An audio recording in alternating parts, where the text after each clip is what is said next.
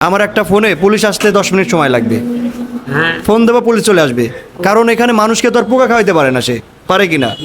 গতকালকে আমার একটা ভিডিওতে দেখলেন যে কাবাবের মধ্যে পোকা ছিল, সেটা হলো রাজশাহী 0 পয়েন্টে। ওটা কোনো রেস্টুরেন্ট না, ওটা ফুটপথের দোকান। কাকা একটু এই পাশে আসেন। তো আমি আপনাদেরকে দেখাইলাম ভিডিওতে যে কাবাবের মধ্যে পোকা। কাকা, একটা কাবাব খাইতে গিয়ে কাবাবের মধ্যে আমি পোকা পাইছি। এখন আমি দেখলাম যে শহ শহ মানুষ ওখানে দাঁড়ায় খাচ্ছে। আপনি তো একটা হোটেল পরিচালনা করেন। এখন আমি দেখলাম কি, মানুষটা তো গরিব, ক্ষতি না করি, পার্সোনালি ডাক দিলাম, ভাই এদিকে আসেন, আপনার কাবাবের মধ্যে তো পোকা। এখন ওনার কি উচিত ছিল?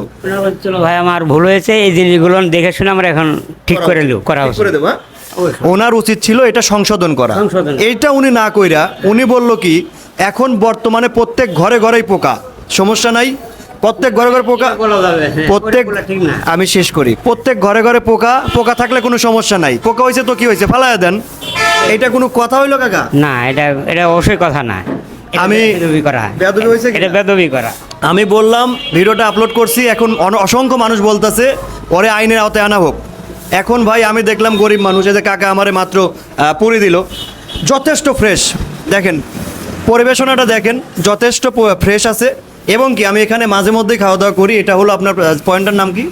এটা দায়রা পাকের মোড়, মেহেরচন্ডী দায়রা পাকের মোড়। এখানে আমি কেন আসি, কারণ এখানকার পরিবেশটা ভালো। এখন রাস্তাতে আমি এটা এরকম অবস্থা যখন ফেস করলাম, আমি ভিডিওটা আপলোড করছি। এখন কাকা, দেশের মানুষ বলতেছে যে এটা নাকি আমার অন্যায় হয়েছে, কারণ আমি কেন ওরে ছাইড়া দিলাম, ওরে আইনের আওতায় আনা উচিত ছিল। এটা ঠিক আছে, ওদের ছাড়াটা ঠিক হয়নি শর্ট করে।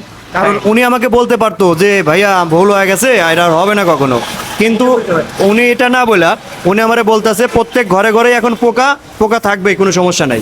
ওটা থাকলেও নিজেকে তো অবশ্যই সচেতন থাকতে হবে। সচেতন থাকতে- থাকতে পারে, কিন্তু সচেতন করতে হবে। এইটাই হ্যাঁ, তো। ভুল হতে পারে, ভুলটা মানুষের সংশোধন করতে হবে, এটাই স্বাভাবিক।